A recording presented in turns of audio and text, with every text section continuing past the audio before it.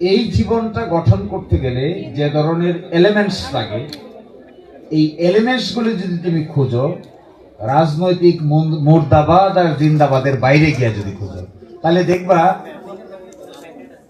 খুবই touchy issue. আমি বিভিন্ন সময় ইন্টারভিউ বলেছি যে আমার যিনি দায়িত্বশীল ছিলেন উনি আমার সকালবেলা এসে ফজরের নামাজে ডাকতেন। I was hypnotized by his attitude. যে লোকটা সকালবেলা এসে এত কষ্ট করে আমার ডাকে কেন? নামাজ তো আমার, পড়লে লাভ আমার, না পড়লে লোকসান আমার, তো ওনার কি? উনি কেন আসে? 5 তলায় থাকতাম আমি উনি থাকতেন 5 তলায়, আমি থাকতাম এফ রহমান হলের ঢাকা বিশ্ববিদ্যালয়ের 2 তলায়, উনি থাকতেন 5 তলায়। ভোর 4:30 পৌনে 5টার সময় গরমের দিনে এসে আমার পায়ের মধ্যে একটা সুতা দিয়ে বেঁধে রাখতো। এই সুতা দিয়ে বেঁধে রেখে জানালা দিয়া ফিতা টাইনে রাখতো। উনি এসে রুমে ঢুকতে পারতেন না, অন্যরা ডিস্টার্ব হবে, ওই ফিতায় ধরে টান দিত। ফিতায় ধরে টান দিলে আমি বুঝতে পারতাম যে এখন নামাজের সময় হয়ে গেছে, এখন উঠতে হবে। আচ্ছা, দুনিয়ার কোন রাজনৈতিক লোকদের মধ্যে এইরকম আচরণ দেখতে পাবা? আমি নামাজ পড়ি না, ওই লোকের লাভ আর লোকসান কি? তুমি নামাজ পড়লে আমার লোকসান কি, আমার লাভ কি? পড়লে পড়ো, না পড়লে নাই, দিস ইজ ইউর বিজনেস। এই যে এক ডিপ আন্ডারস্ট্যান্ডিং, এই ডিপ আন্ডারস্ট্যান্ডিং এবং হিউম্যান টাচ অন্যান্য রাজনৈতিক দলগুলো অতিমাত্রায় রাজনীতিকরণ কারণে ওই ব্যক্তিগত টাচটা এইভাবে থাকে না। আরেকটা জিনিস দেখতে পাবা, হিসাব কিতাব। শিবিরের লোকদের মধ্যে যে টাকা পয়সার হিসাব, এটা এত সেন্সিটিভ এবং সূক্ষ্ম, এই জিনিস বাংলাদেশে রাজনৈতিক সংগঠন তো দূরের কথা, অন্য কোন সংগঠনে গিয়েও তুমি টাকা পয়সার এত সূক্ষ্ম হিসাব দেখতে পাবা না। আমার এখনো মনে পড়ে এই গল্প, আমি বহু জায়গায় বলছি। আমি এক সময় এফ রহমান হলের শিবিরের টাকা পয়সা সম্পাদক ছিলাম। টাকা পয়সা সম্পাদকরে টার্মিনোলজিক্যালি ওরা বলে বায়তুল মাল সম্পাদক। আমার দায়িত্ব ছিল প্রতি মাসের 25 তারিখ থেকে 30 তারিখ পর্যন্ত টাকা তোলা। তা আমি টাকা তুলতাম, কেউ 10 টাকা, কেউ 5 টাকা, মতিঝিলে একজনে দিত 100 টাকা। নীলক্ষেত থেকে তখন মতিঝিল পর্যন্ত বক, এই পাশে আছে জনতা ব্যাংকের টাওয়ার, এই পর্যন্ত যাইতে রিক্সা ভাড়া ছিল 12 টাকা। আমি একবার হিসাব দিলাম যে এই কয় টাকা তুলতে আমার কয় টাকা খরচ হয়েছে। তার মধ্যে দেখাইলাম যে রিক্সা ভাড়া গেছে 12 টাকা নীলক্ষেত থেকে মতিঝিল পর্যন্ত।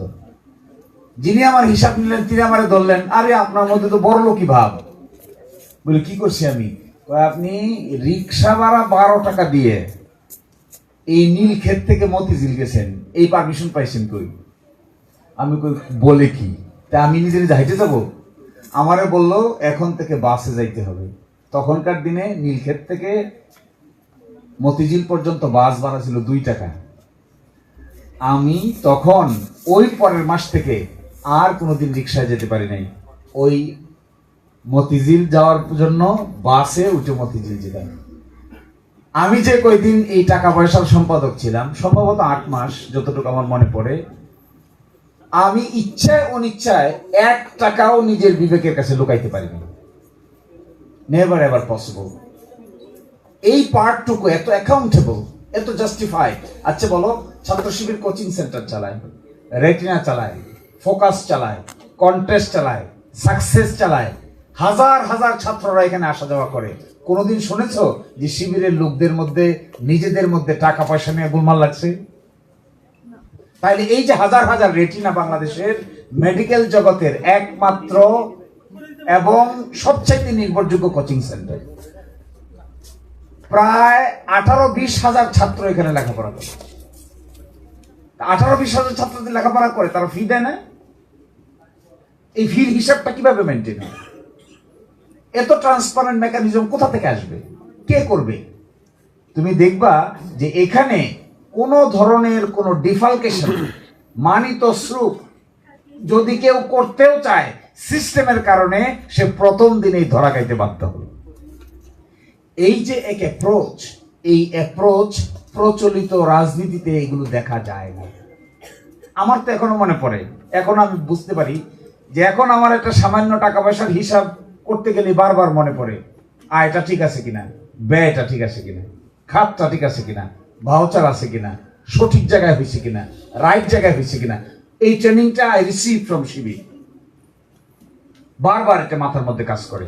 এই জন্য আমাদের অন্তর্গত কিংবা আমাদের আশেপাশে কোন লোকের পক্ষে, যারা আমাদের সীমার মধ্যে আছে, এখতিয়ারের মধ্যে আছে, তাদের পক্ষে দুর্নীতি করা কোনো দিনেই সম্ভব হয়ে উঠবে না।